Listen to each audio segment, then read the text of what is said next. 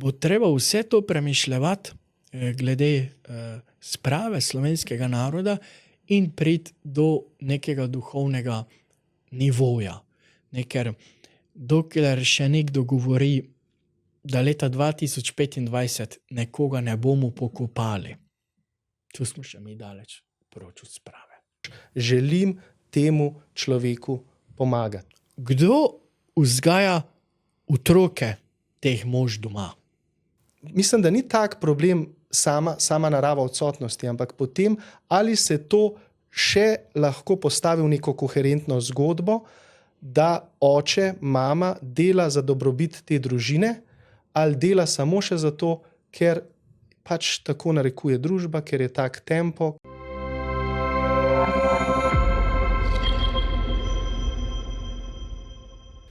Spoštovane poslušalke, dragi poslušalci, pozdravljeni znova pri Slovenskem času, kjer odpiramo prostor mišljenju, refleksiji in se tokrat oziramo nazaj na prehojenega prvo četrt stoletja in tudi tisočletja seveda. Razmislili bomo o tem, v katero smer je šla naša družba, politika, cerkev, družina, narod, tako naš kot tudi širše, in sicer z dvema odličnima gostoma. Z nami je gospod Andrej Lažeta. Pozdravljeni. Pozdravljeni, hvala za povabilo.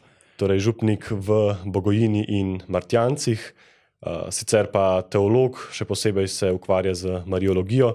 Mimogrede je pred kratkim izšla pri založbi Družina njegova knjiga o Devici Mariji. Posebej v marijanskih dogmah, v verskih resnicah o Devici Mariji. Tako. In pa z nami je gospod Tadej Rifl, zgodovinar, filozof, predsednik kulturno-umetniškega društva Logos, tudi oče štirih otrok. Tako. Tudi lepo pozdravljeni. Hvala za vabilo.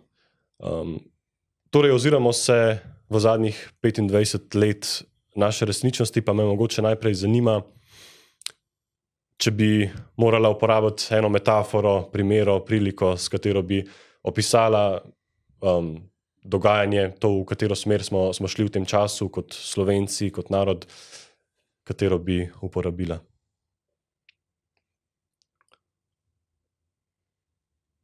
Težko je eno tako dolgo obdobje, čeprav je samo 25 let, kaj je to v primerjavi z večnostjo, opredeliti z eno samo besedo, ampak jaz bi se kar navezal na to, kar nam nekako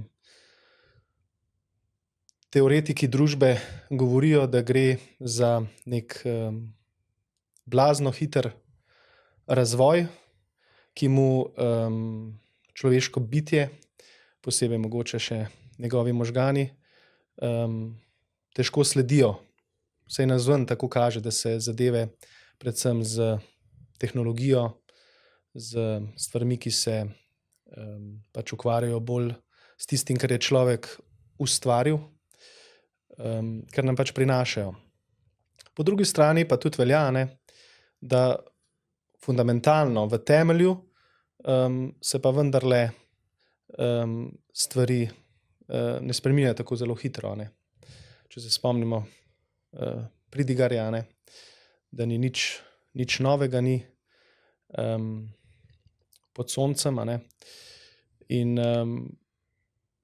glede tega v duhovnem smislu ali pa v fundamentalnem smislu, če uporabim neko filozofsko besedo, se pa vendarle v teh 25 letih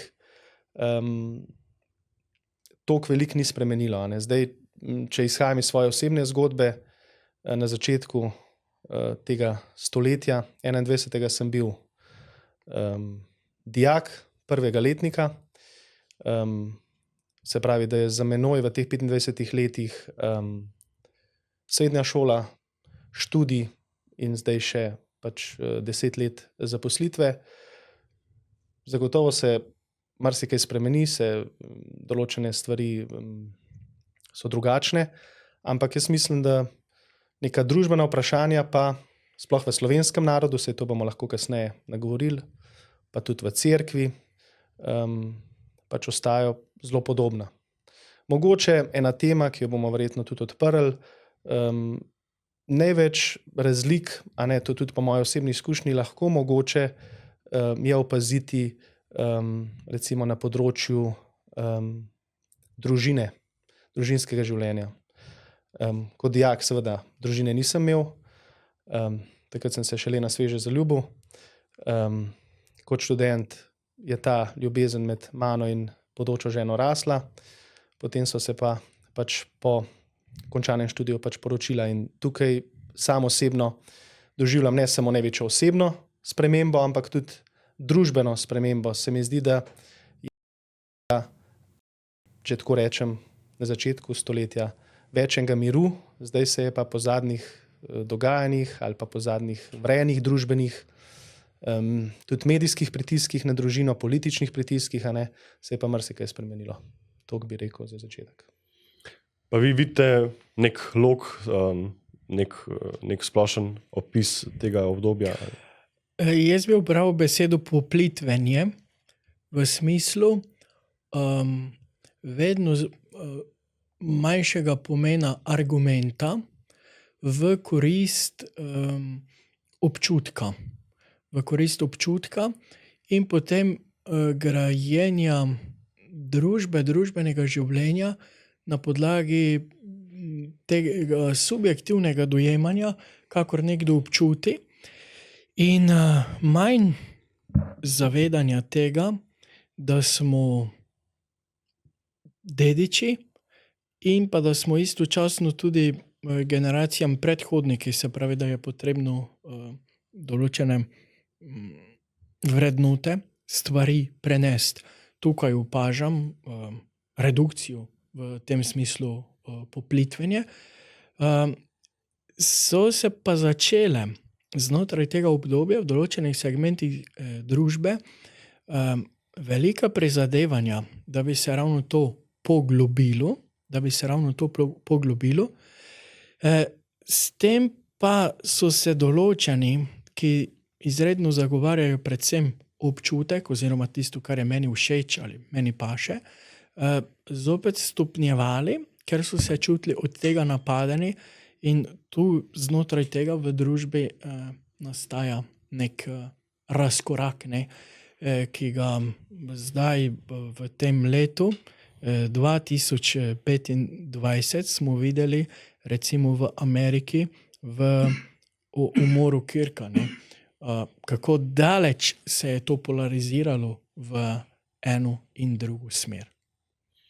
Se vam zdi, da smo kot Slovenci ali pa tudi nasplošno kot zahodna družba bolj razdeljeni danes kot pred četrt stoletja?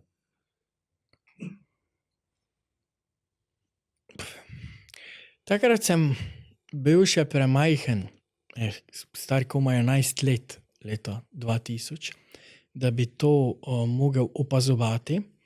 In pač v tistem okolju, v katerem sem živel, sem videl stvari zelo enotne, takrat kot otrok.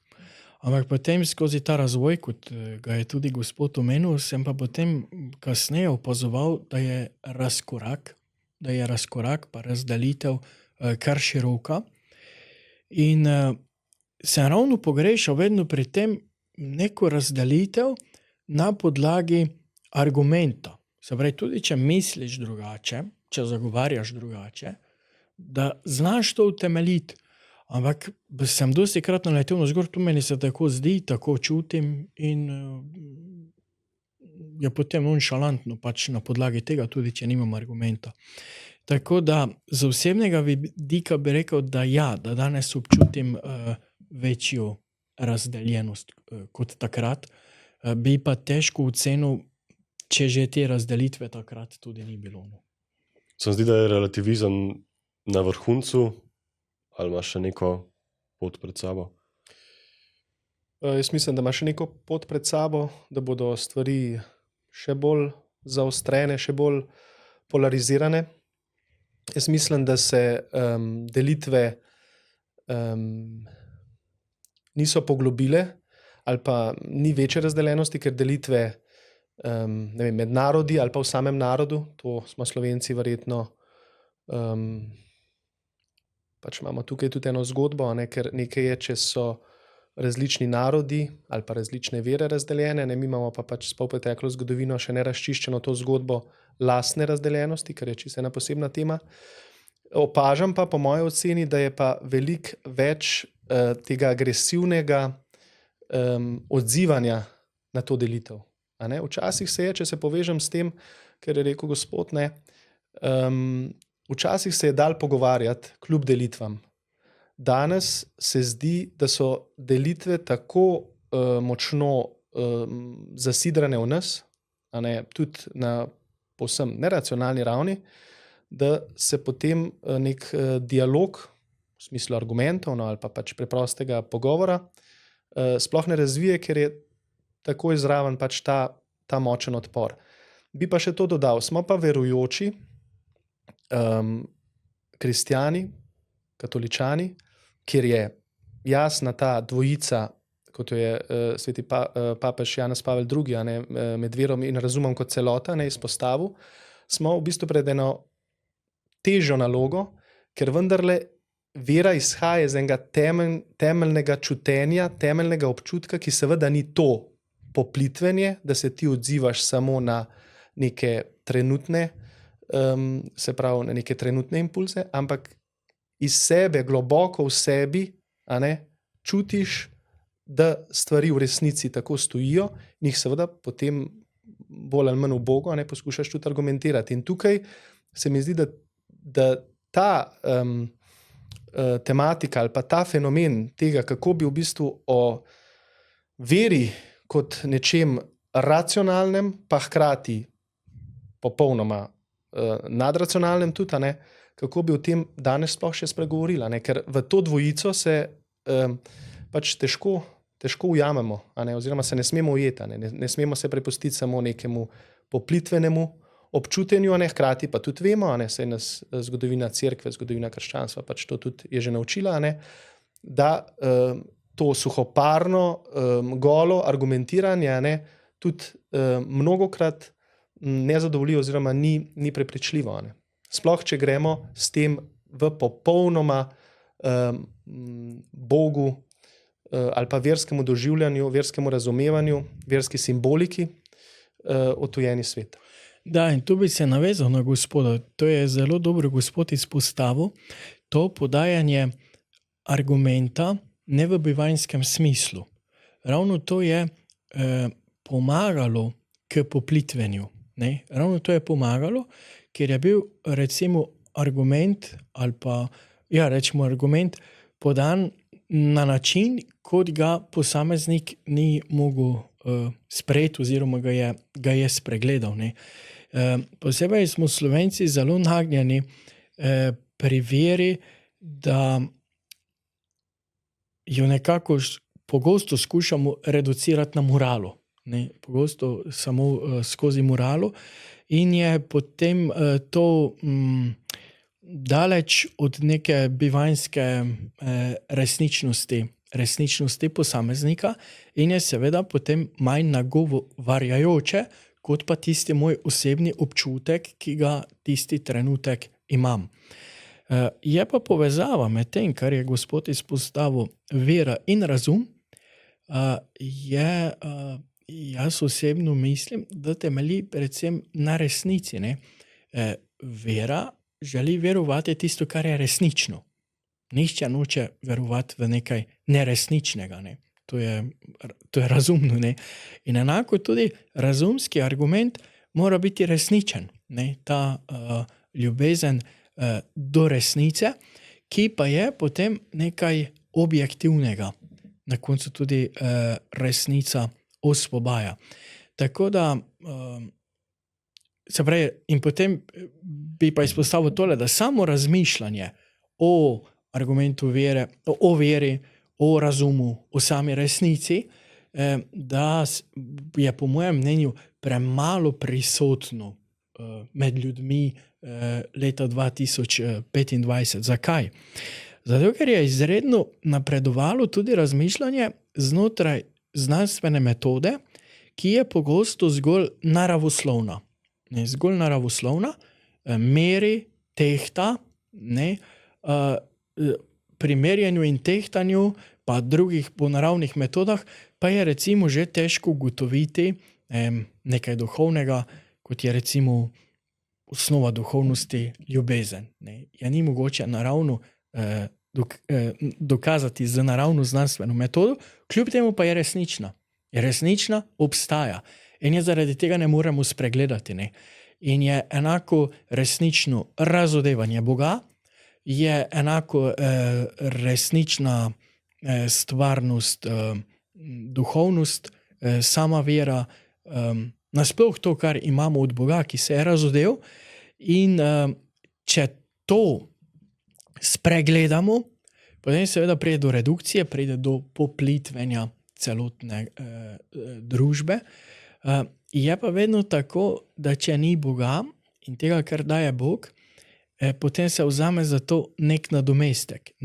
Ta nadomestek pa sam po sebi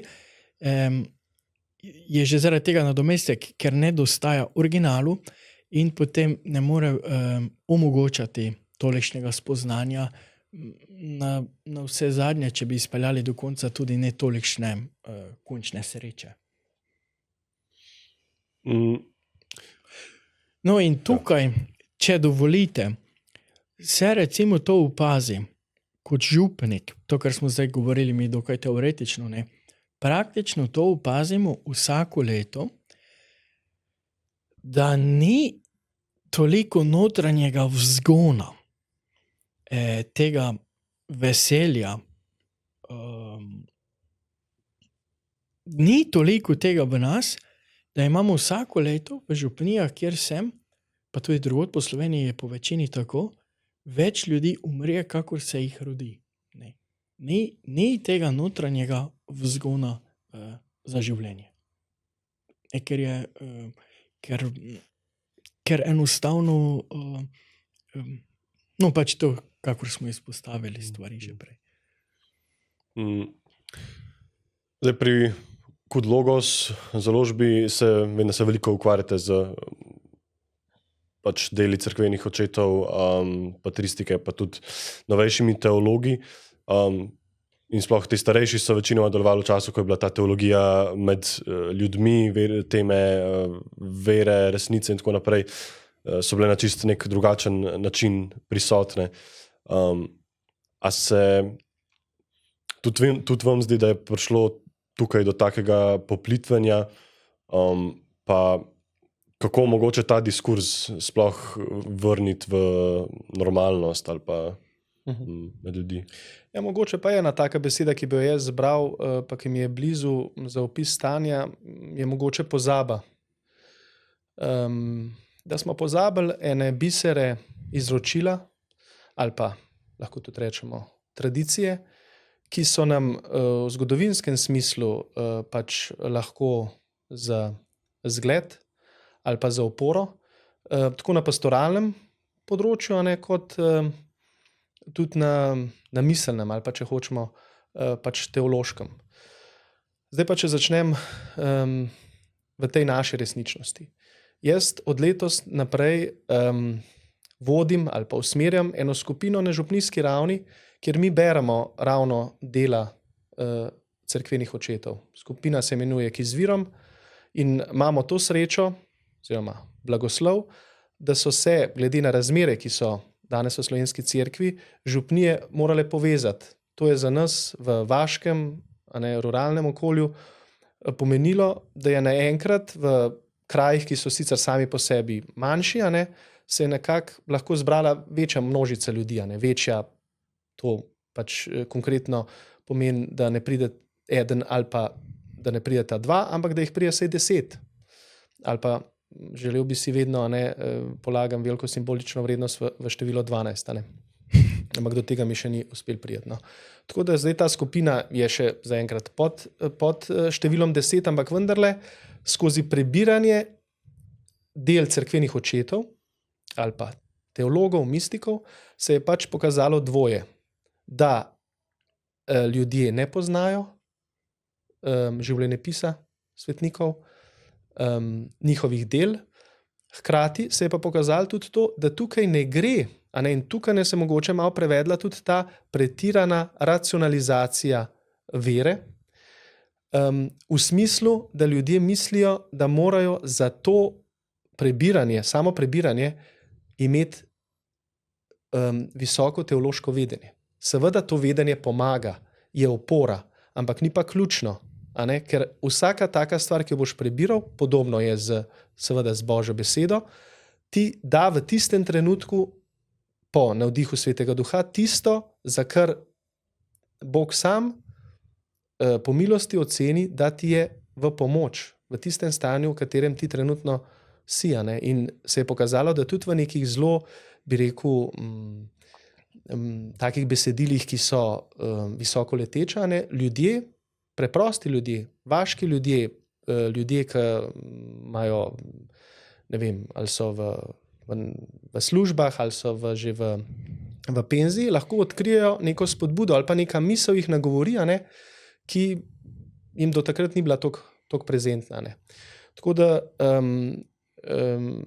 to sem jaz prej kot srednješolski učitelj začel opažati že pri mladih. Tudi tam, ko smo brali cerkvene očete pri predmetu Vera in kultura, ker sem učil na Škofijski klasični gimnaziji, je bila tudi strani koga kakšna skepsa, da se bo zdaj tam bralo Origena, ampak recimo njegova razlaga, tridelna razlaga Noetove barke je bila za srednješolce nekaj novega in hkrati svežega. A ne? Jaz mislim, da je, ne bi rekel ključen korak, ampak eden od korakov je ta, da se pač lotimo branje besedil, to je eden segment. A ne? Drugo pa je, ker tudi opažam pri mladih, to bi tudi rekel, da je neka sprememba, ki je v mojih srednješolskih letih ni bilo, da je se izkazala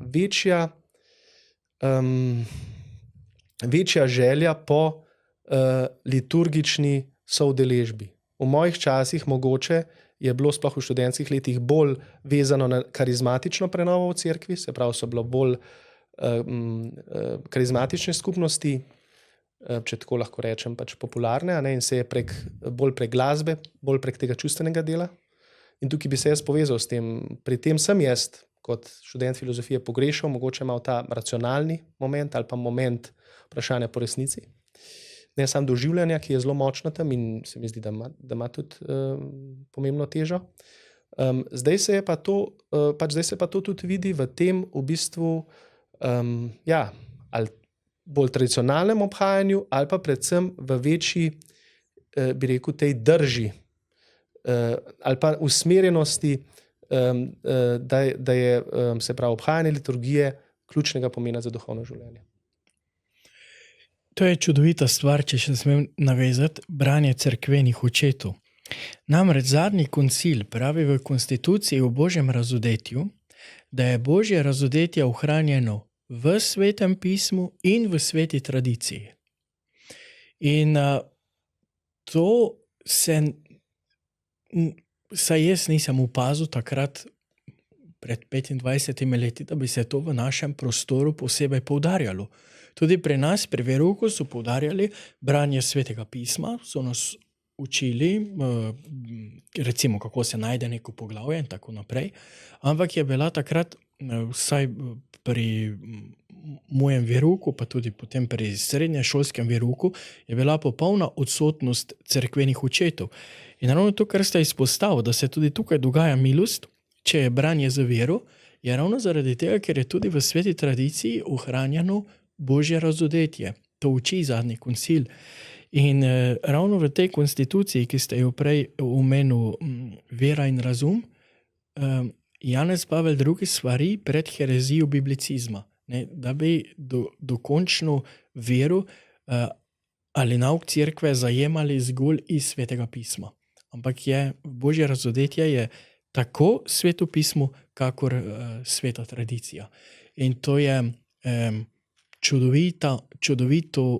čudovita osvetlitev vere oziroma čudovit pripomoček v napredovanju vere, v spoznavanju vere je ravno ta sveta tradicija. Ne. In ravno tukaj, ko smo prej govorili o tem poplitvenju, je recimo, jaz bi izpostavil papeža Benedikta XVI, kako je on leta 2000, ko se je začelo novo tisočletje, je bil izdan tisti dokument Jezus Kristus prinašalec žive vode, ne, kjer je izpostavil za ves svet to resnico, takrat še kot prefekt kongregacije za nauk vere, da je Jezus Kristus edini odrešenik. Ne? In potem vrh tega, rečemo temu, borbe proti relativizmu, je bila njegova pridiga pred konklavom, v katerem je potem bil izbran. Ne? Tam potem to zavrne. In potem njegov pontifikat je prebudil določene stvari, ko se je začelo iti v drugo smer, ne poplitvenja, ampak zopet neke globine. Zdaj vi ste pri katoliški mladini, ne? In ko sem jaz bil v bogoslovju, to je zdaj, letos je 10 let, kar sem imel novo mašo, da bi takrat meni kdo rekel, da je možno v Ljubljani na Kongresnem trgu javno moliti rožni venec za udeležbo toliko mladih ljudi, bi rekel, to ni možno. To ni možno. To v takratnem okolju dojemanju stvarnosti enostavno ni bilo možno. No. In tu želim povedati, da tudi če gre, kakor se kaže, celotna družba v neko to smer, pozabe, poplitvenja, se pravno znotraj tega se vidi, da se prebuja, da prihaja do nekih sadov ponovnega ukvarjanja s cerkvenimi očeti, molitve, duhovnega življenja, iskanja smisla življenja in da to rojeva plemenite sadove, rezultate. A se vam zdi, recimo ta primer ali pa tudi pač nasplošno ti trendi, recimo če še ostanemo malo pri cerkvi pa tem razmerju z družbo, tudi neko znamenje, da mogoče cerkev ali pa krščanstvo spet začenja drugače razumevati svojo družbeno vlogo, ker se nekako zdi, da je pač znotraj liberalizma s časoma se zadovoljil s tem narativom cerkev in država, sta čisto ločeni sferi, vsaka za svojim poslanstvom in tako naprej, ne, v primerjavi z... Veste, tu je slovenski narod še zelo daleč. To se je recimo videlo pri zadnjem referendumu, da v demokratični družbi nekdo reče, cerkev, ti pa moraš biti tiho. Ne. Da še nekdo lahko leta 2025 zagovarja v demokraciji tezo, da bo nekdo mogel biti tiho. To je nemogoče, da sploh lahko obstaja. To je nemogoč argument. Recimo, jaz bi razumel, da nekdo pravi, alo, moraš biti tiho, govoriš neresnico, ti objektivno dokažem, da to ne drži in tako naprej, lagati se ne sme. Ampak samo zato, ker nekdo narobe razume ločenost cerkve in države, da se nekdo v družbi postavi na mesto in reče, zdaj pa ti boš tiho, ti ne boš izrazil svojega mnenja, tu se vidi, da kot družba še globoko ne razumemo, kot celotna družba ne razumemo pomena cerkve.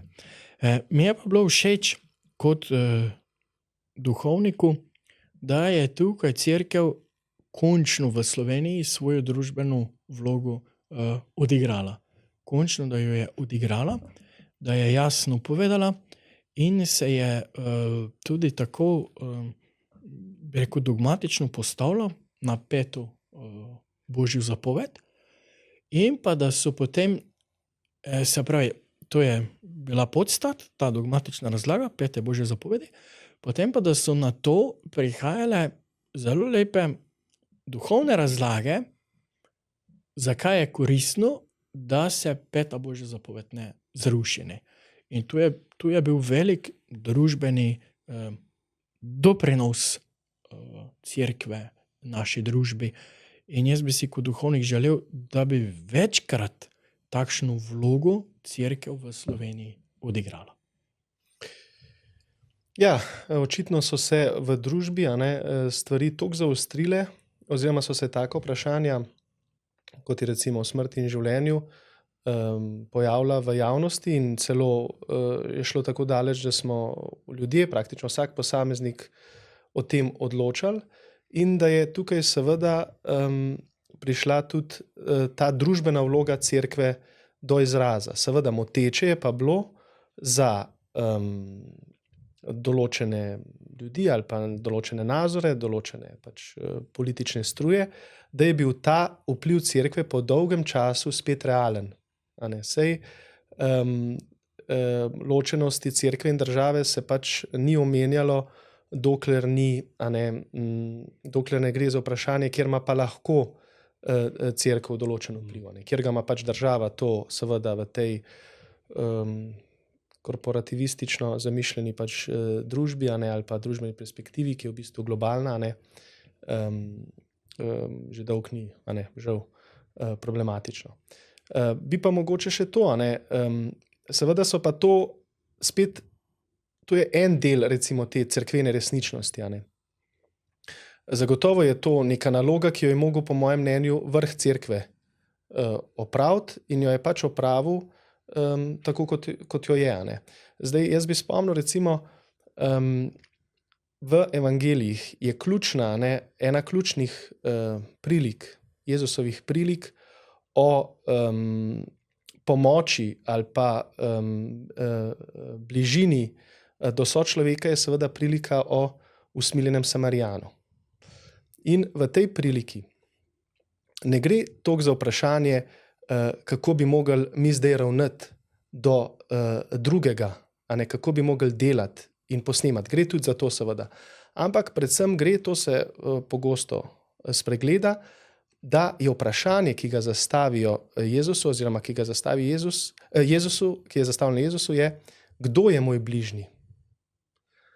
In ko je tisti človek tam v jarku se pravi pretepen, ves nebogljen, ranjen, in pride mimo Samarijan, ki po nekih okvirih religioznih ali pa nacionalnih pač ne bi imel praktično nobenega stika s tem, ki tam leži, z Judom, pa on izbere, vsej svoji svobodi izbere, da mu bo pomagal.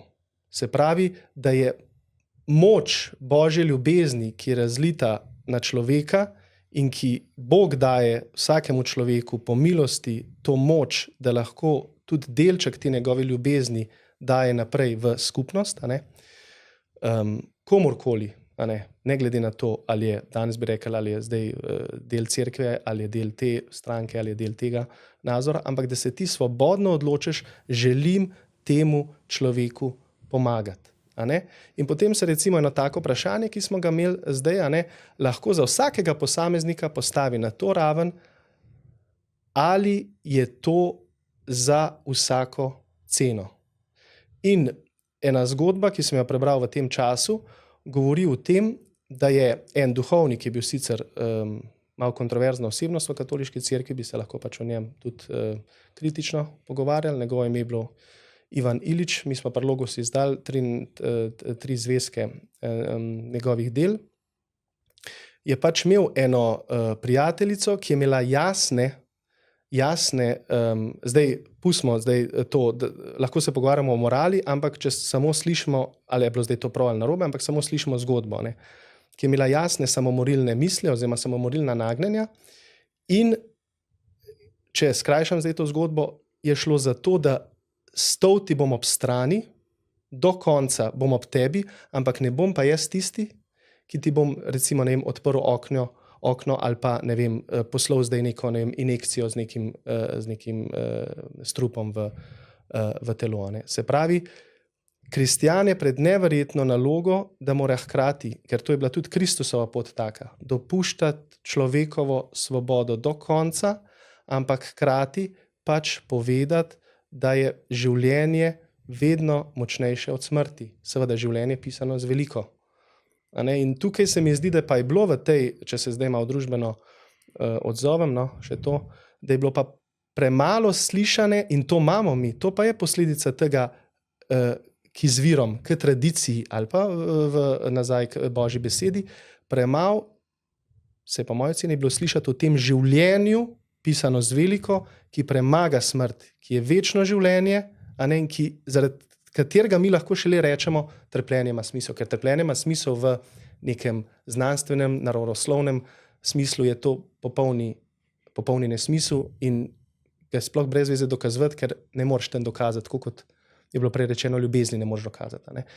In bi celo vidim zdaj priložnost v tem času za cerkev, da se v teh skrajnostih obrne k enem govoru, ki je v bistvu njen govor. Se pravi, tisto, kar v svetu ni slišati in kar lahko cerkev, vsak posameznik, začenši z vsakim posameznikom, potem pa lahko tudi po hierarhiji navzgor, pač spregovori o razodetju, o božjem razodetju za človeštvo.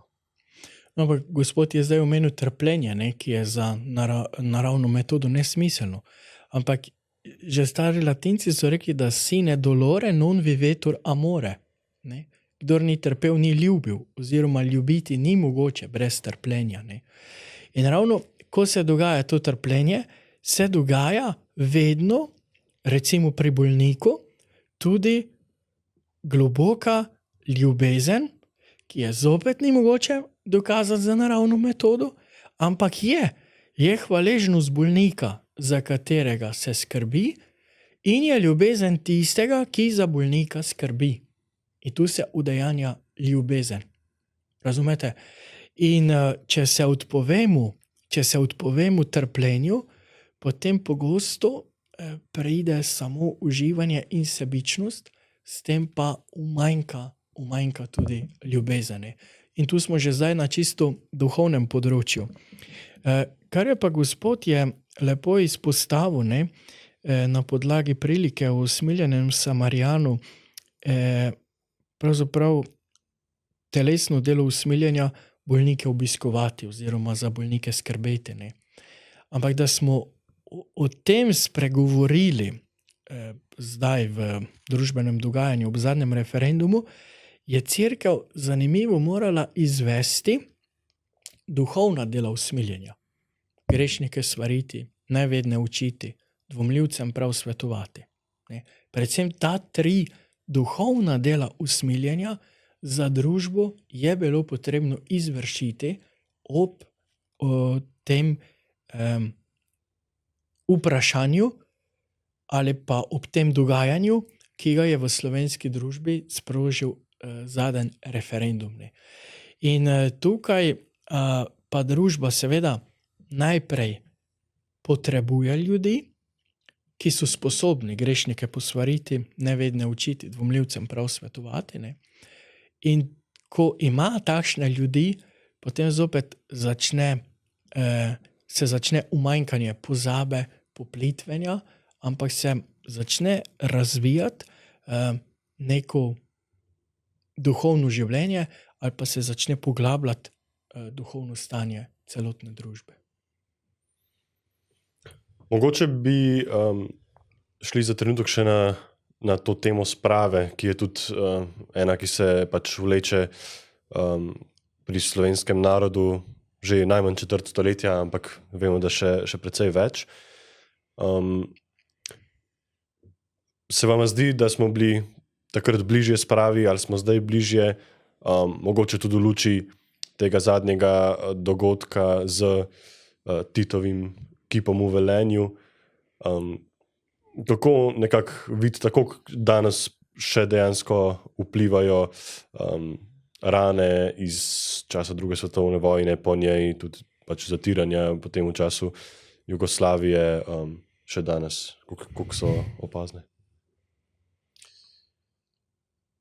Te rane so gotovo nezaceljene. To si bo potrebno priznati. Potem, kdor je storil narobe, mora prositi odpuščanje, ne glede na politično pozicijo. In žrtev, če želi biti sprava, mora tudi odpustiti. Ne? Se pravi, oboje je potrebno, drugače do sprave ni mogoče priti. To ni razprava političnih pozicij, rdeči beli ali rdeči črni ali desni levi. Gre se preprosto za poštenje. Če sem bolj ekspliciten, če sem nekoga ubil, moram zato se kesati. Tu ni druge debate. Ne?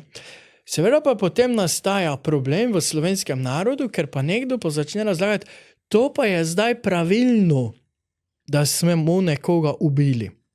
Ampak tu meni ni važna politična opcija, niti pozicija, ampak to ne more biti pravilno. To ne more biti pravilno. Zato, ker je po božjem in naravnem zakonu ne ubijaj. Ne? Se pravi, to ne more tu ne more biti.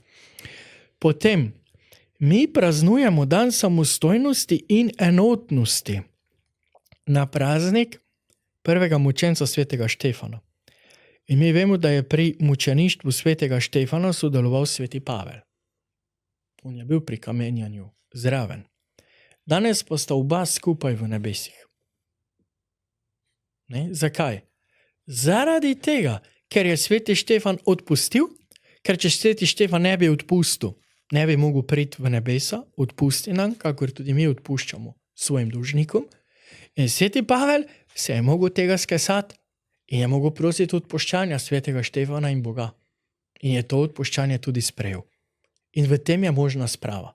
Sprava ni političen dogovor, sprava je duhovna realnost. Ne? Je duhovna realnost. To ni, da se bomo politično dogovorili, mi toliko vam šenkamo, vi toliko nam. Ne gre za to. Gre za to duhovno realnost. Je pa zdaj zanimivo tole v slovenskem narodu. Da v modrostnih knjigah, mislim, da je v knjigi modrosti, mislim, da je 8. poglavje 1. vrstica piše: hudobni ima smrt za prijateljico in jo kliče svojim dejanjem. Ne? In ta politična opcija, ki je izvedla in še vedno zagovarja povojni poboj, je upeljala v prejšnjem režimu splav in kontracepcijo, s čimer je politično dosegla smrt v narodu, kar sem že prej omenil, da je več smrti kakor rojenih. In zdaj oni, ki se razglašajo, da so njihovi politični nasledniki, so zopet recimo predlagajo rešitev, kot je eutanazija.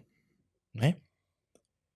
In zdaj nam tu Božja beseda pravi, kličejo smrt s svojimi dejanji. Razumete, ne? Usmeritev. Ni v tej logiki nekega posebnega življenja, razen, če je to življenje, bom rekel takole posvetno, pa posvetno lahko damo v oklepaj, posvetno prijetno. Ne? Potem ima to življenje smisel. Zdaj pa, kakor smo že prej rekli, če je pa brez trpljenja, je najverjetneje tudi brez ljubezni, pa potem tu nastopijo velike ego rotacije, se pravi usmerjenost v lasten ego in potem je v takšni družbi, veste, težko živeti, ne. V takšni družbi je težko živeti, ker se stvari tako obrnejo, ne. In to je ena duhovna silnica, ki vodi pač v to smer, ki sem jo nakazal, ne. In zdaj ta razkorak v družbi se kaže ravno za nasprotno silnico, ki pa se skuša usmeriti v smer življenja, kar je nenazadnje višek Evharistija, kjer Kristus pravi, to je moje telo, ki se daruje za vas. Ne? Ni moje telo, ki je za mene, da bom v njem užival, ampak je moje telo, ki se daruje za vas. Ne? Tako da bo treba vse to premišljevati glede sprave slovenskega naroda in priti do nekega duhovnega nivoja. Ker dokler še nekdo govori, da leta 2025 nekoga ne bomo pokopali, tu smo še mi daleč proč od sprave. To je sploh možno, da lahko nekdo to izjavi. Ne. To je nemogoča stvar. To je čisto umanjkanje duhovne razvitosti. Ne. To je čisto umanjkanje duhovne razvitosti. Ker nekoga pokopati, to je tako daleč že samo naravno, kaj šele pri veri, celo nadnaravno zaradi vere v vstajenje mesa, Da ko smo bili otroci, če smo našli samo mrtvega ptička, smo ga pokopali. Ne? Ampak tu pa zdaj pride, da celo krščanih ljudi ne bi pokopali. Ne? To je res nekaj neverjetnega. Ne? In ta sprava bo dosežena tako. Ne? Veš, da tista sprava, ko sta se Načkov Šuštar pa Kučan rokovala, tako se ne doseže sprava. To ni političen dogovor. To je duhovno stanje. In je treba duhovno stanje razvijati na obeh straneh, da pride do tega. Ja, glede na izhodiščno temo, leta 2000 je bila za nami spravna maša. Ni bilo še v Sloveniji druge vlade kot levo-liberalne. Množična grobišča še niso bila tema, niti še niso bila odkrita, ne, da bi govorili o strahotah Barbara Rova in tako naprej. Ne.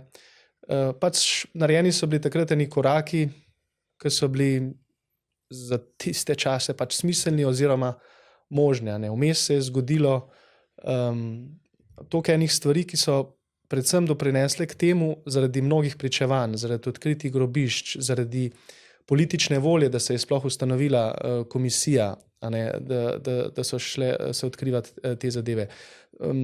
Jaz bi tudi omenil, tudi vse to, kar se je v Rogu lahko odkrivalo, kar se je lahko tam tudi zgodilo, da so se ljudje sploh nehali biti tja hoditi, počastiti svoje pokojne, da se je tam v končni fazi, čeprav to je lahko tudi danes spet za koga sporna tema, da se je tam tudi postavil mozaik, ki ima neko, po mojem mnenju, zelo globoko teološko vsebino, kjer so za isto mizo s Kristusom krvniki in žrtve, torej močno sporočilo cerkve, da je sprava, resnična sprava možna samo v Bogu, v Kristusu, ki je pač resnična žrtev, ki pa seveda z ljubeznijo tega svojega pač žrtvovanja ne poveličuje v neko ne vem, kot je bilo prej omenjeno, v neko ne vem, egoistično ali pa neko ne vem kakšno delno resničnost. Tako da tukaj na tem področju se je pa v zadnjih 25 letih blazno veliko zgodilo. No? In dve stvari bi izpostavil, ki sta po mojem mnenju pač ključni. Eno je, da tudi mogoče se s tole debato se malo to kaže, no, ali pa jaz tako čutim, da cerkev mora začeti pač vsak posameznik in potem tudi sama struktura, sami pač predstavniki, duhovniki, pač škofje, res zavestno izbirati, kakšen govor bo sprejela. In pogosto je bila cerkev prehitro, ne rečem, da včasih ni smiselno, ampak prehitro je bila v tem družbenem kontekstu in so jo seveda tudi zaradi zelo negativne dediščine, pač predvojnega in medvojnega obdobja, kjer se je pač takratna cerkvena oblast pač odločila, kot se pač je, je bila seveda potisnjena v eno ideološko, pač nekaj po lastni krivdi, nekaj pa tudi ne po lastni krivdi. In se mi zdi, da se je tukaj treba res truditi, da se spet vrže luč na sporočilo, ki je res izvorno sporočilo sprave med Bogom in človekom v Kristusu, ki potem seveda sije, kot sonce sije s svojimi žarki, tudi na človeštvo. Ker Božja sprava s človekom je seveda tudi sprava med ljudmi. In zato je druga stvar s tem v povezavi, da vsak pri sebi, tukaj pa res vsak posameznik, s to svojo negativno dediščino, ki jo ima vsak lahko, čeprav ni imel nobenega sorodnika, kaj šele, če si imel sorodnike v to upletene, to je pa praktično v Sloveniji skoraj vsak ali pa vsak drugi, da pri sebi razčisti, seveda v luči vere, za nas verujoče tudi z Božjo pomočjo, z Božjo milostjo, kje stoji s temi zadevami. In potem je spet racionalni del, da se določene stvari prebere, A ne, mene kot zgodovinarja recimo že to žalosti, da recimo ena študija doktorja Mlakarja o domobranstvu in domobrancih ni, pa je to izvrstna znanstvena študija, ni resno obravnavana z vidika tega, kako se danes operira z besedo kolaboracija. A ne, mi smo šli pač toliko daleč, da se pod to besedo seveda razume samo en del kolaboracije, ki je popolna predaja, popolna in takojšnja predaja pač okupatorju. A ne. Ampak tam dr. Mlakar lepo razloži, pa tudi v člankih, a ne, kako je treba širše gledati na kolaboracijo. Ne, da bi zdaj karkoli opravičeval, ampak samo tako trezno, razumsko pač pogledamo na sam ta fenomen dogajanja. Ne. V Sloveniji sigurno ni šlo za takojšno predajo, ali pa sigurno ne v celoti za takojšno predajo pač okupatorju, a ne. Ampak je šlo za tako imenovano izsiljeno, v veliki meri za izsiljeno kolaboracijo. Ne. Se pravi, ta razumski del, potem pa seveda tudi ta čustveni, a ne, ali pa dajmo reči temu zdaj tudi ta duhovni, a ne, se pravi, vsak mora v sebi to tudi na nek način prečutiti, premoliti, predihati, a ne, koliko je njegovo srce, tukaj se mogoče mačkan tak, mogoče je to malo vprašalno rečeno ali pa tako. Ampak vendarle jaz mislim, da gre tudi za te stvari, koliko je tudi tvoje srce odprto za to resničnost, ki je vendarle, a ne, ker tudi v Sloveniji, glejte, partizani, primorski partizani ali pa recimo, ne vem, gorenjsko partizanstvo, štajersko partizanstvo, to so zelo različni konteksti, a ne. In kako si ti najprej poučen o teh stvarih, pa kako potem tudi biješ za to, da ko slišiš eno besedo ali pa nek opis ali pa celo neko oceno ali pa neko sodbo o nekom, a ne, koliko je tvoje srce odprto, da imaš ti v bistvu malo širšo perspektivo, a ne. Koliko v bistvu čutiš, da je ta zadeva res globoko zasidrana v nas in da je izrazito problematična, ne. Tako da sprava bo pač povezana tudi s to čisto osebno spravo, ki jo bo vsak pri sebi dosegel s temi dogodki. Ne. Tu pri tej duhovnem aspektu jaz osebno recimo pogrešam, da v Sloveniji ni oltarja, pa mislim, da bi bil za to primeren oltar Marije Kraljice Slovencev na Brezjah, Marije pomagaj, da bi se na njem vsak dan darovala sveta maša za slovenski narod.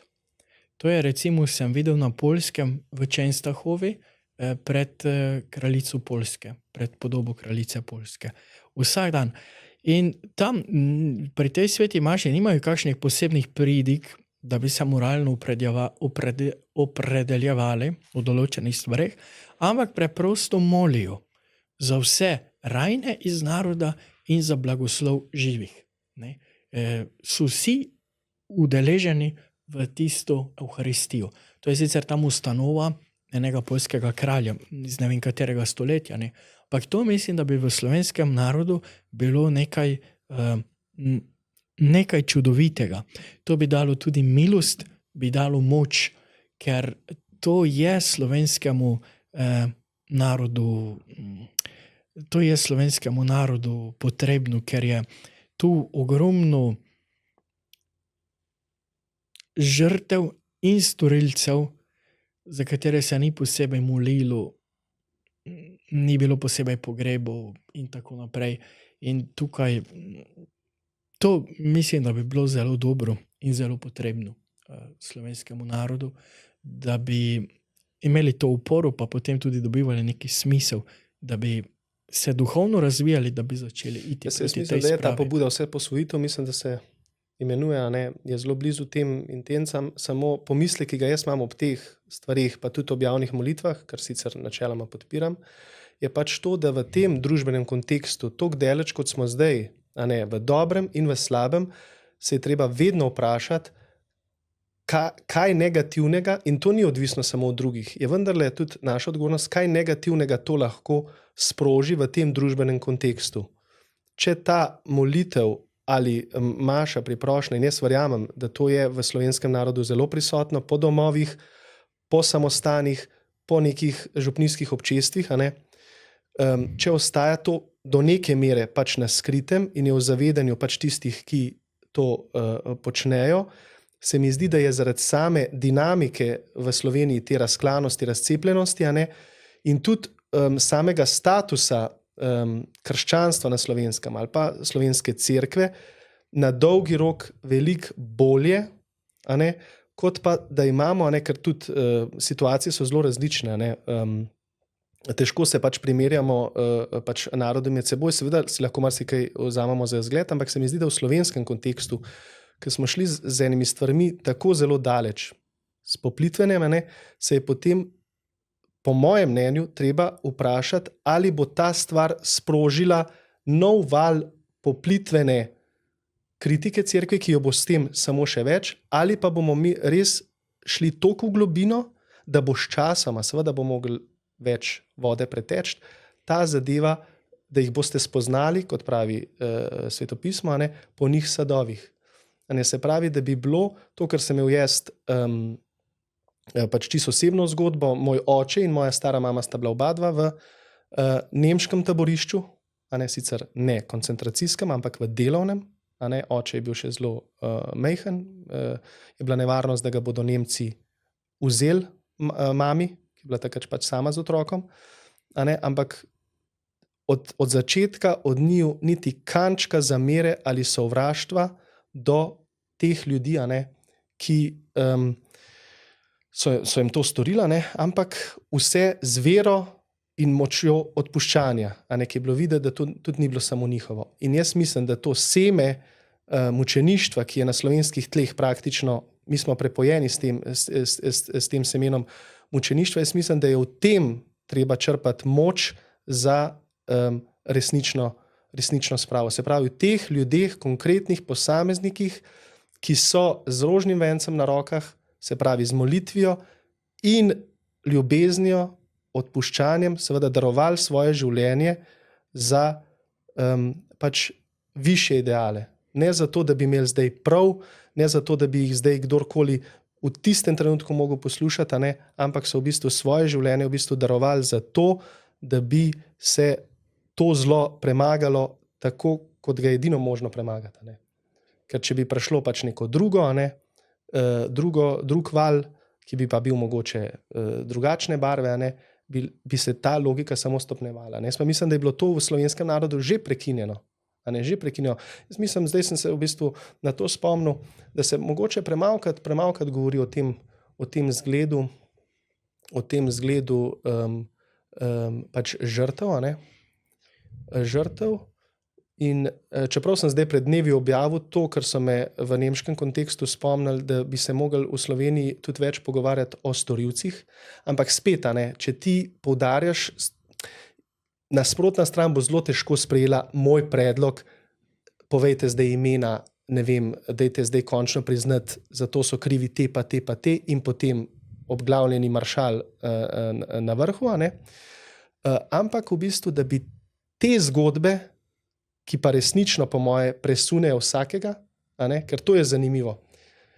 Jaz tega ne morem skupaj spraviti v tem družbenem kontekstu. Toliko je nekega posluha za marginalnosti, za manjšine, za uboge, tako in drugače na duši in na telesu. A ne. Ampak v tem kontekstu se mi pa zdi, da pa to popolnoma umanjka. Jaz ne vem, kje gre tukaj občutek za tiste, ki so bili žrtve, ker žrtve je pa danes praktično sveta beseda. A ne. Kje se tukaj posluša žrtve? Jaz mislim, da ni posebnega posluha, ne za te marginalne skupine, pa to kot take. Poseben posluh za njih je samo, če se liberalna oziroma woke ideologija lahko uresničuje na podlagi tega. S tem se strinjam, ja. Ja, veste, ker niso to zdaj ravno kakšni sila plemeniti ljudje, ampak so predvsem agitatorji za določeno liberalno smer, ker se vidi, da lahko gladko prezre žrtve na drugi strani, ne, kar ste izpostavili. Mogoče sem jaz preveliki idealist. Ja, vidite, ne, se pravi v tem smislu, se pravi, to je težka stvar. Ne. Zdaj, glede tega obglavljenega kipa, veste, zdaj se ne spomnim študije, nekega zgodovinskega časopisa, boste vi pomagal, ga navajajo na 10. mestu, prvi je Mao Tse-tung po številu žrtev, potem njega navajajo na 10. mestu v svetovni zgodovini. In potem ga v Velenju še vedno lahko obglavijo, ker še vedno njihov kip stoji, ne. Mislim, že to je, veste, mi nimamo več nikjer kipov kralja Karadžordževića, že stara Jugoslavija je odpravila kipe cesarjev, tule so pa zdaj kar ostali, ne. Tule so pa zdaj kar ostali in tudi ni to neki izraz celotnega naroda, ker je narod ob tem razklan. Sicer se zgodovina ne sme pozabiti, ampak komu se pa postavljajo spomeniki, koga se časti spomeniki. Videli smo, kako so padli spomeniki, ko se je rušila Sovjetska zveza. Veste, ni to higienično. Ni to higienično. Nikakor ni. Nikakor ni.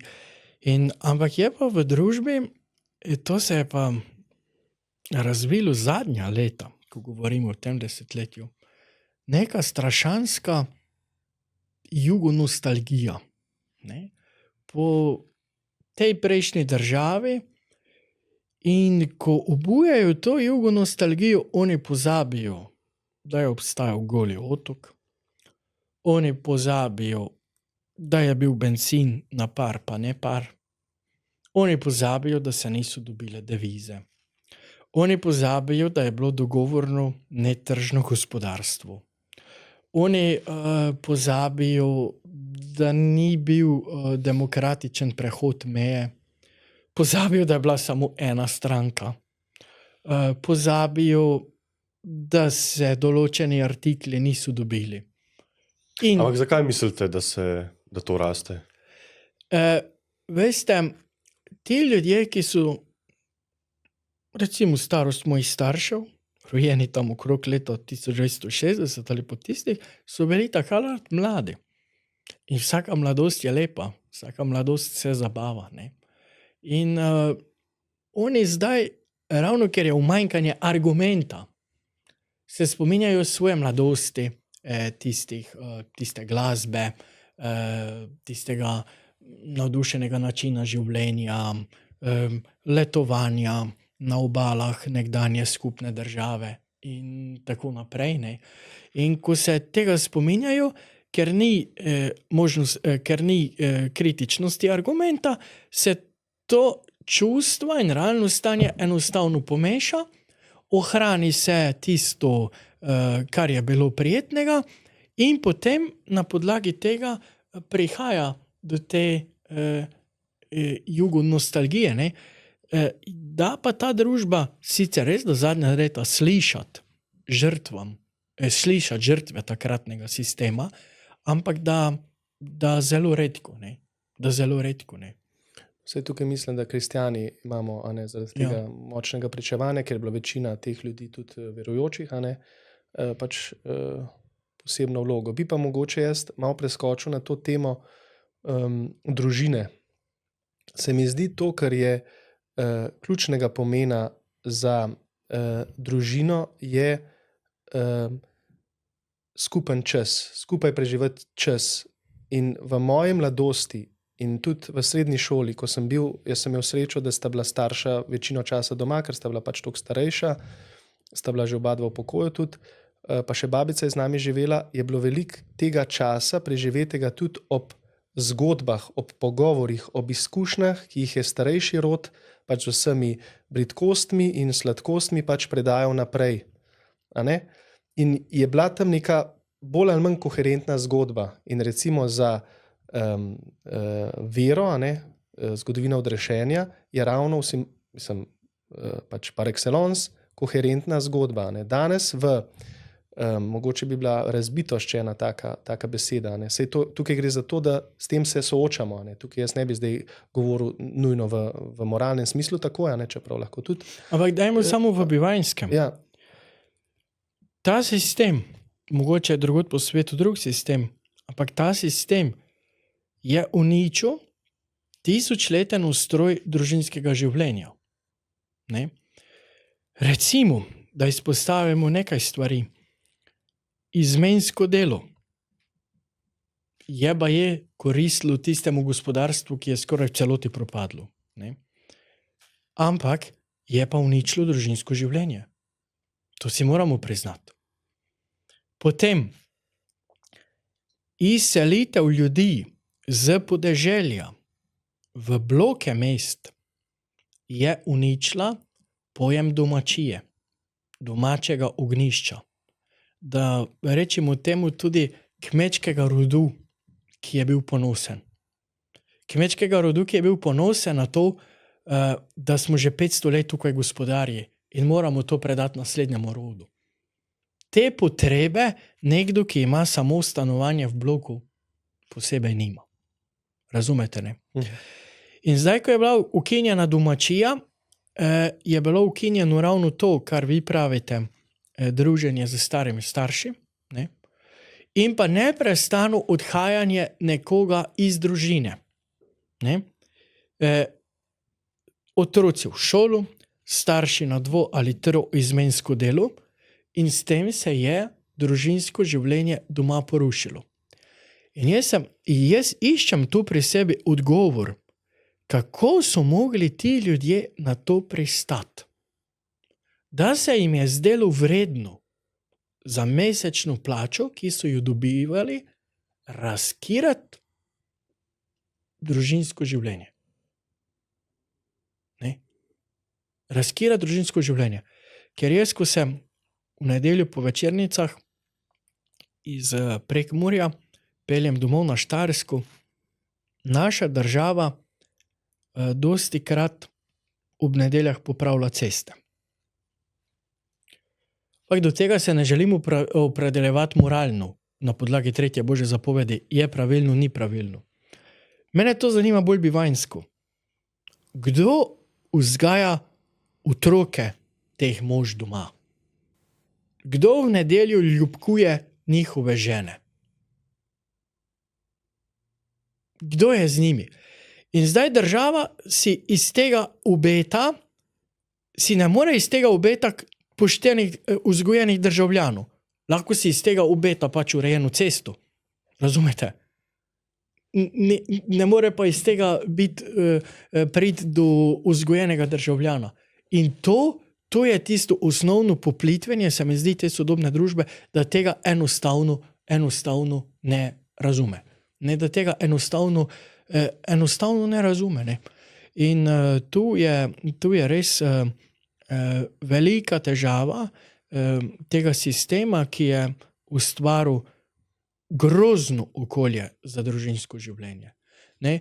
Če nimajo starši te sreče, da hodijo v službu ob istem času kot otroci v šolo, potem je res družinsko življenje danes živeti izredno težko. Izredno težko. Ja, no, na te pritiske sem jaz pomislil ob teh spremembah, družinske dinamike.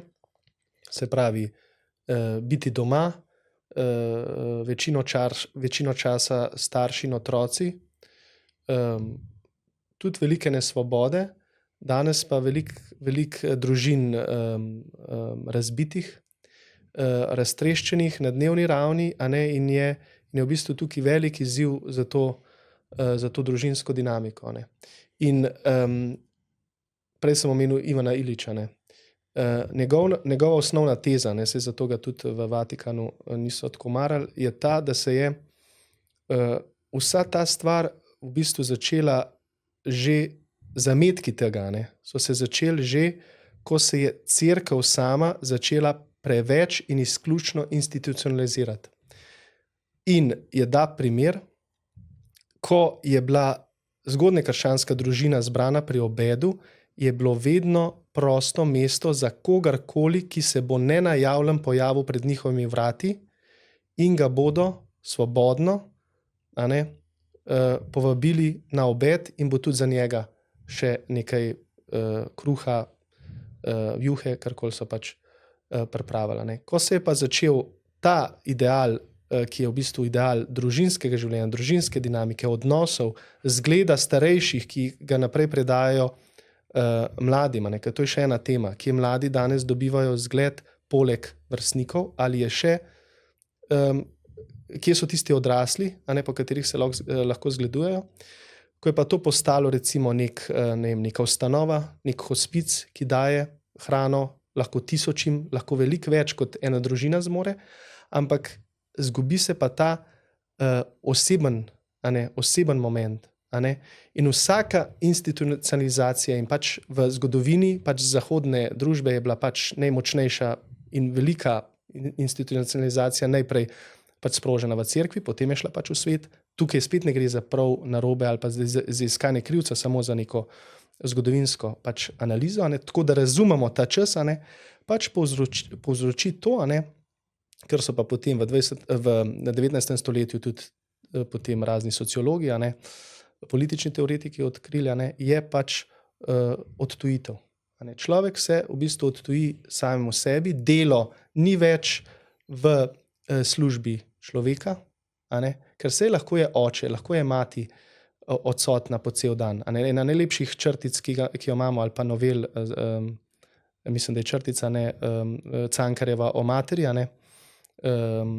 Ki v bistvu prispodoba Evharistije v tisti zgodbi, ko je cel dan odsotna. Ampak ona s celodnevnim delom potem prinese tisti kruh kot sveto stvar, sveti dar za svojo družino. A ne?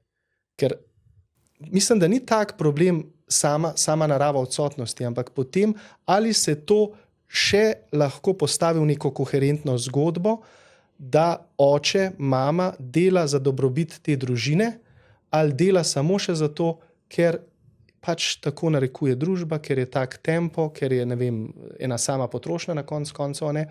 Ker jaz mislim, da iz tega izvira spoštovanje. Če ti vidiš, da nekdo del svojega življenja daruje zate, za tvoje preživetje, za tvojo dobrobit, a lahko iz tega potem črpaš tudi moč za svoje življenje. Ne? Je to mogoče, se strinjam, je zelo plemenito, je tudi dokaj euharistično, je moje telo, ki se daruje za vas, ampak je pa gotovo potrebna tudi fizična prisotnost, ker ti otroci, ki so bili cel dan sami, cel dan niso bili posebej vzgajani. Ne?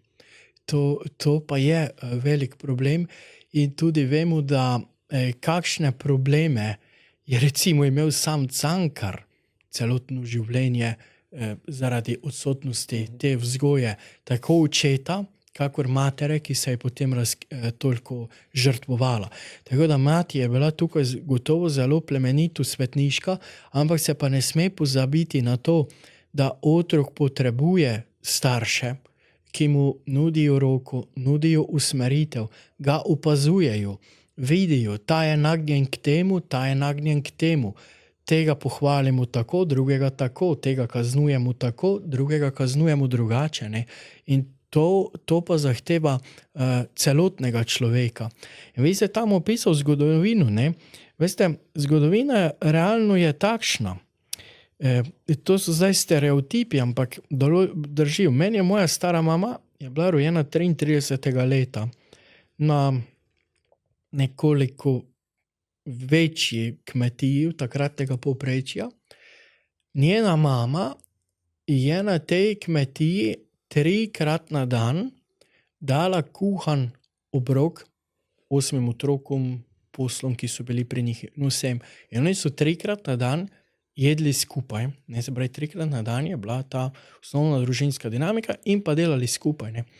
Potem naslednja generacija, to je moj oče, oni so prišli iz šole, ampak tista šola ni več upoštevala reda kmečkega življenja, niti reda krščanskega življenja. Ne, so zatem povozili in praznike, celo Božič je bil takrat povožen z šolskim življenjem.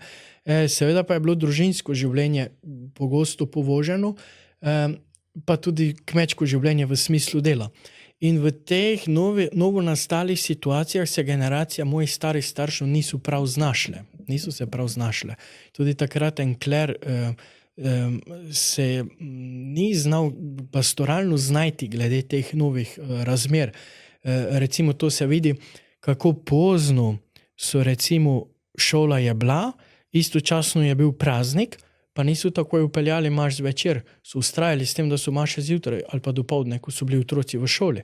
In tu so se potem cele generacije ljudi odvadile praznovati določene praznike, ker so oni bili v šoli in sploh niso vedeli, da so starši, ne vem, tisti dan pa bili v cerkvi, ker je nek praznik. Ta odstopanja so nastajala, ne. In se pravi, tu so pa zdaj prihajali iz šole in je pisalo na listku, tam je kuhano, si vzemi, mi smo tam pa tam na njivi, tam pa tam na tem peravniku in pridi tja. Ne, tu se je kazala ta razdvojenost in to je bila zdaj ukinitev skupnega, bi rekli, obeda, celo neke družinske liturgije in tega, ne, te razvrednotenja družine. Danes pa je popolnoma razpršeno, jaz praznujem te od moje otroke pri verouku, veroučence, v nekaterih družinah več niti na podeželju nimajo koncepta, ne obstaja koncept, da bi bilo mogoče med tednom recimo jesti skupaj. Ampak to je, vsak ima svoje obveznosti, vse, in oni se ravno mogoče malo nekoliko srečajo. Ne. In tu vidite, koliko so se te dinamike spremenile in to se seveda odraža na vzgoji otrok. Ne. Ker takrat, če so starši imeli levji delež ali pa absoluten vpliv na vzgoju svojega otroka, je danes otrok prepuščen vzgoji. Najprej v šoli so neverjetno dolgo, potem pa od medijev, ne, teh pametnih telefonov, in to pred temu se ne moremo skrivati, večina je danes že podlegla temu, in pa potem okolice, kakor vpliva na njih. Ne. In tukaj je popolnoma druga dinamika. Zdaj pa vidimo še tole. Je ogromna redukcija, to je zanimivo, otrok v teh družinah. V tistih družinah, ko sem govoril, ko je bila moja stara mama, tam so bili otroci po številu med 5 do 10, če ne še več. Ne. Potem tukaj, ko so bili moji starši, so že bile po večini družine po 2, največ po 4. Ne. Danes te družine rodijo po večini 2 otroka. Ne. To je ogromna redukcija življenja in pa iz tega nastaja demografska kriza. Ne. Iz tega nastaja demografska kriza in to je bilo zanimivo, da si je celotna družba razumela, da se je dosti bolj pametno ukvarjati in z službami in z vsem ostalim mogočim, kakor pa z roditvijo in vzgojo otrok. Ne. To se je v tem razvoju dalo na stran. In zdaj, če smo aktualni, govorimo o teh 25 letih zadnjih, 25 letih, ogromno mladih ljudi, s katerimi govorim, ne razpoznava smisla, zakaj roditi otroka. Ne. Zakaj ga roditi? Najprej omeji moje uživanje, omeji moje uživanje, predvsem to, najprej omeji to, potem pa tudi razpoznavajo, znotraj družbe je potrebno skrbeti, je potrebno trpeti, pridejo razni problemi v življenju, zakaj nekoga postavljati v to situacijo. Ne? In če tu ni odgovora vere, križa, žrtvovanja, da so ljudje in duše rojeni za Božje kraljestvo, potem je težko, res težko videti smisel v rojevanju. Ne, težko. In vidite, ta logika je resnično težka in tudi recimo, ko nekoga, ki ima 2 otroka v pogovoru, sooči z argumentom, da lahko narod izumre, to radi preslišijo. To je zanimivo, ne? Da ne. Jaz se za to pač razkiral ne bom. Ne bom. Ne. Ampak se da pa matematično zračunati, koliko rojstev je potrebnih, ne, da narod preživi in tako naprej. Ne, in tu je ta recimo umanjkanje moči življenja, da nas premaguje smrt. To je res neverjetna stvar. Ne? In če sem aktualen, protestirajo ti upokojenci, včasih tudi pred parlamentom, za svoje pokojnine. Jaz jim bi res, oni so po večini tisti, ki so tam, so imeli po 2 otroka. Jaz jim bi res rad zastavil vprašanje, kako ste vi mislili, da bo na podlagi 2 otrok, se pravi samo 2 delavcev, ki boste delala, ko boste vi v penziji, dovolj denarja še za vaše pokojnine. Kako ste si to predstavljali? Na podlagi kere ekonomije ste vi to zračunali? Razumete, ne? Ampak to umanjkanje, da je torej osnova je v človeškem življenju, da on proizvaja, ne? In proizvaja materialno, proizvaja duhovno, doprinaša na vse mogoče način, da je to bistvena stvar za družbo, da če tega ni, družba v vseh segmentih propada. Ne? Ampak to dopovedati, to je resnično težka stvar. To je resnično težka stvar v sodobnem svetu. Ne? In te alogike nastajajo. Ne? In recimo jaz rad povem, da moj prapraded je imel po 3 sinovih 33 vnukov. In potem mene stari oče vpraša, zakaj je pri njih zdaj župnija v soupravi, zakaj je podružnična šola komaj preživi. Jaz sem rekel, ja dedi, koliko otrok so vaši starši poslali tja v šolo pa k verouku? Ja pravi, 11. Sem prav, dedi, koliko ste jih vi poslali? 4. Koliko je poslal vaš sin? 2. Ja, skladno s tem se je družba preoblikovala. Ne? Ampak pazimo, preoblikovanje ni samo v številu otrok, ampak je tudi duhovno. Pradedek pa prababica sta dosti več trpela, sta se dosti več razkirala, da jih je bilo 11, kot se je pa potrebno zdaj za 2. V popolnoma različnih razmerah. Razumete, vidite, in ko se spremenja ta duhovnost, ne, drugačno duhovno stanje, to se vedno odrazi tudi v čisto objektivnih stvareh, če želite na koncu tudi v ekonomiji in v celotnem stanju. Temu ni mogoče uiti. Ne. In potem ti otroci, ki so imeli 2 otroka, ti starši, ki so imeli 2 otroka, se danes pritožujejo nad migranti. Ja pa kaj ste vi mislili, da bo ostal prazen prostor? Razumete, to ni logike. In se enkrat enega župljana zelo prizadel, ko mi je prišel reči, da on je velik domoljub. Sem rekel, pa kaj to govorite, 2 otroka ste imeli, pa vi ste domoljub. Ne, v tem ni logike. Ne? In tukaj je potem redukcija naroda in ni samo demografska, ampak je predvsem tudi duhovna. Ker ko ljubiš, ne moreš reči, veš kaj, prva 2 otroka ljubim, za tretjega pa več nimam rad, za tretjega vzamem kontracepcijo. Ma če ljubiš, jih ljubiš vse, koliko jih bo. Ne? To je enako, kot da bi župnik rekel, veste ko, na letu krstim 2 otroka, da bosta v letniku 2 za veruk. Da ne bo imel preveč dela. Ne krstim vseh v župniji.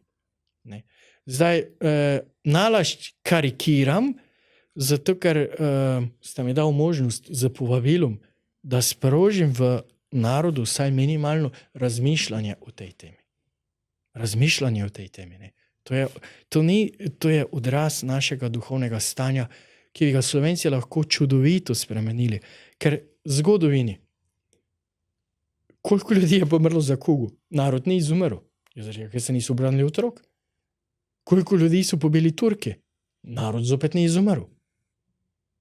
Danes pa zgleda, da bomo to od ljubega miru prišli do tega, ker pač preprosto ta slovenski narod, ki je bistveno evharističen.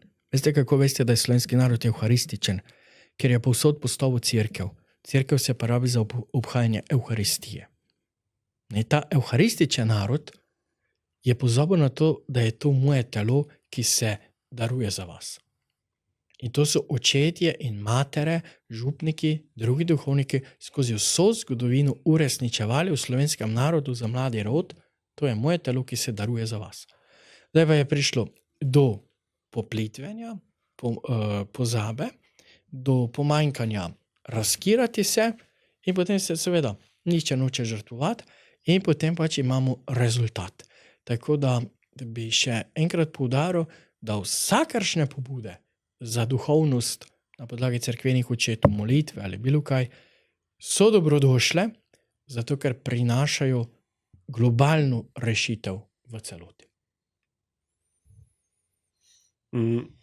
Mogoče bi, preden res zaključim, mogoče z zadnjim vprašanjem, šel še za trenutek k tem izvorom liberalizma ali pa institucionalizacije dobrote in tako naprej, ko ste jih omenili pri Iliću. V bistvu, zakaj gre v to smer, da recimo dokler je bilo to v okviru, ta dobrota se izražala v okviru družine, je še bila pristna, že v cerkvenih ustanovah pa ne, ker se zdi, da vseeno so temeljile na čisto drugačnih predpostavkah kot potem liberalne institucije. Vseeno je šlo tudi pri bolnišnicah, v samostanih in tako naprej za neko temeljno dobroto oziroma nekaj, kar se daje iz obilja in tako naprej. Ja. Mislim, zagotovo ne smemo tega razumeti kot se pravi neko, in to se tudi zlorablja danes, Saj to se tudi bi rekel, na nasprotnem taboru, ki nimajo toliko na skrbi neko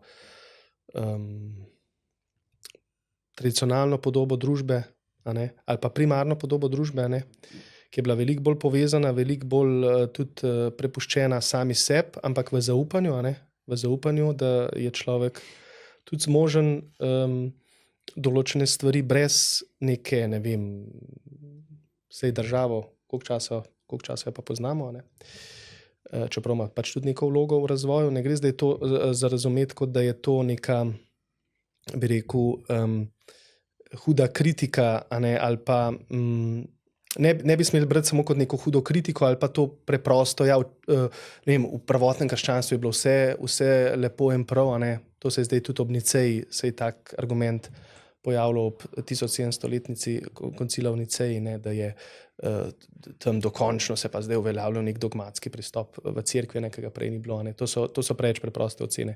Mislim, da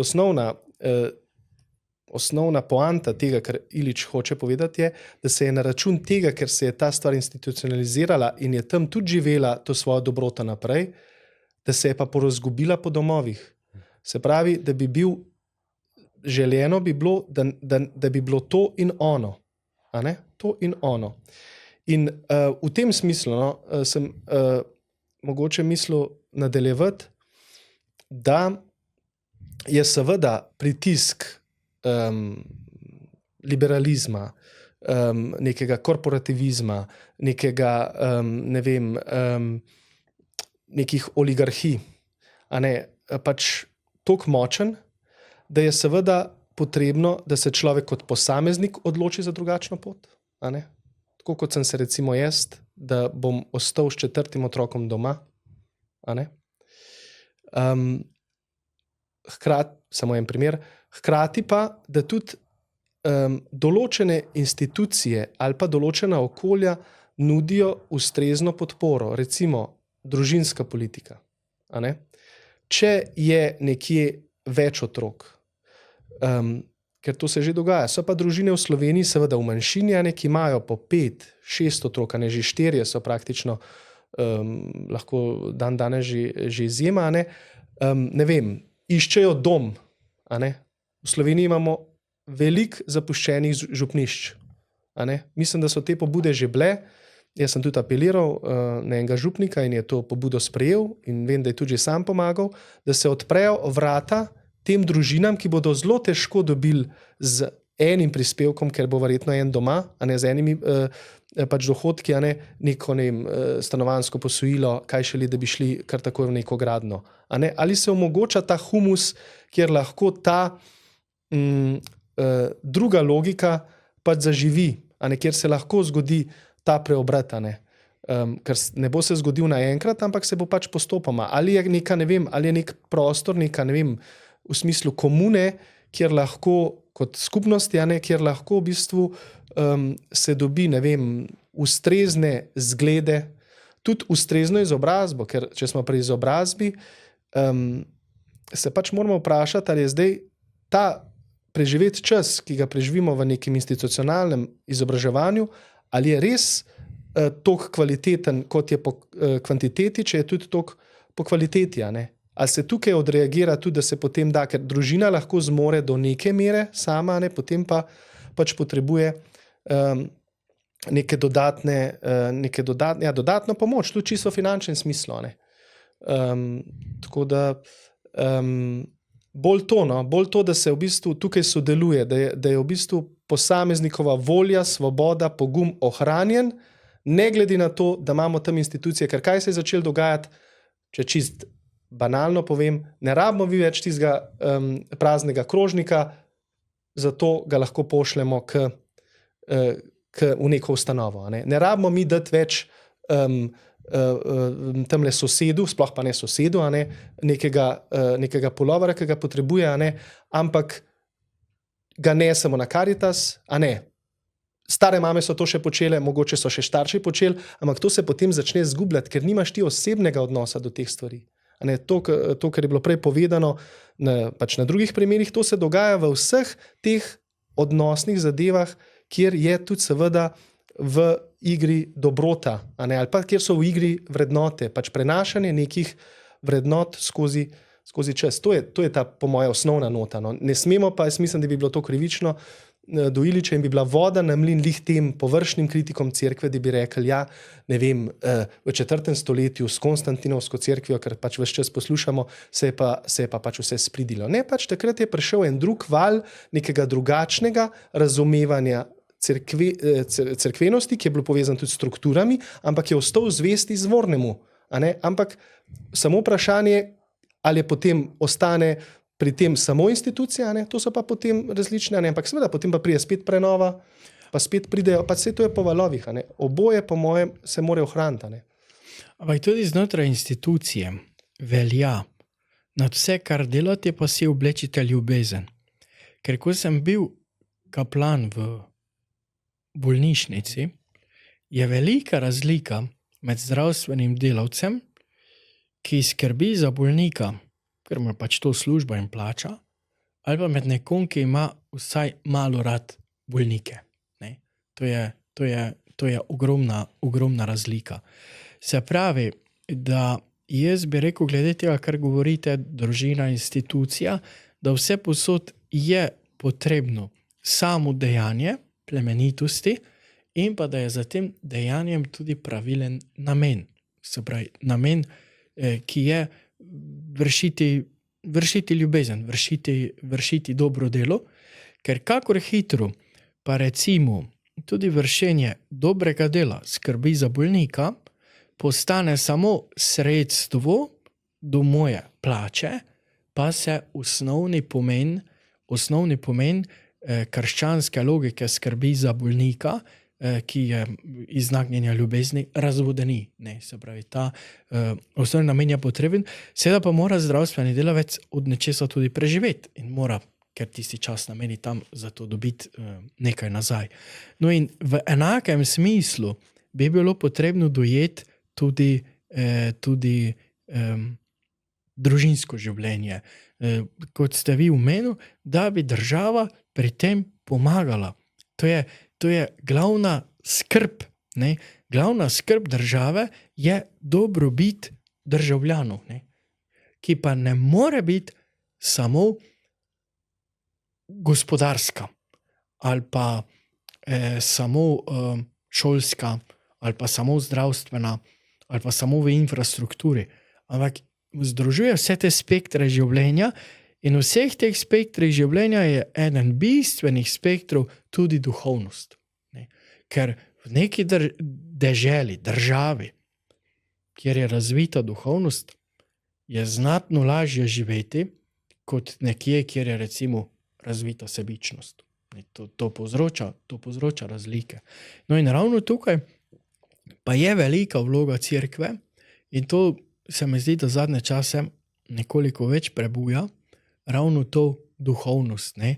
Da daje okus družbi, da jo plemeniti.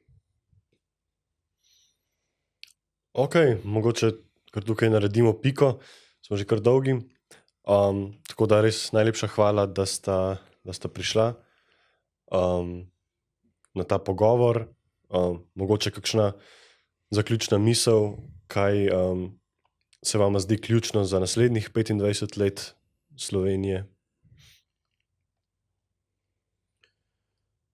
Meni se zdi ključno to za slovensko družbo, če se na to osredotočam, da bi se ljudje znali bolj poslušati v raznoterih zgodbah, ki jih prinašajo njihova življenja, ker bodo na dan prišla potem se pravi vsa sreča, vsi uspehi, ampak tudi ranljivost, krhkost, ker to nas bo tudi odpiralo za medsebojno pomoč, naklonjenost najprej in pa za dela ljubezni drug do drugega. Jaz bi za slovenski narod izpostavil dve stvari.